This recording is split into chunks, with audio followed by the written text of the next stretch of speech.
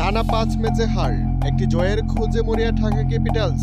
স্বাগতিক সিলেট স্ট্রাইকার্সের বিপক্ষে অবশ্য ঢাকার ব্যাটাররা ভালো একটি পুঁজি এনে দিয়েছিল দলকে।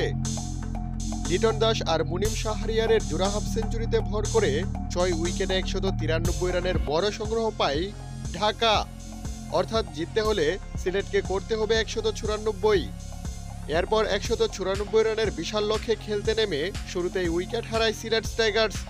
নিয়মিত বিরতিতে উইকেট হারাতে থাকা সিলেটকে জয়ের পথ দেখিয়েছিল জাকির হাসান। তবে ২৭ বলে ৫৮ রান করে থামতে হয় জাকিরকে। এক পর্যায়ে শেষ ২৪ বলে ২৮ রান প্রয়োজন ছিল সিলেট টাইগার্সের। তখন সিলেট টাইগার্সের অধিনায়ক আরিফুল হক দায়িত্ববান ব্যাটিংয়ে সেই রান নিয়ে নেন। এতে হেসে খেলে ঢাকাকে হারিয়ে জয় পায় সিলেট টাইগার্স। অন্যদিকে টানা ৬ ম্যাচে হেরে রীতিমতো টুর্নামেন্ট থেকে ছিটকে যায় ঢালিউড কিং খান শাকিব খানের দল ঢাকা ক্যাপিটালস।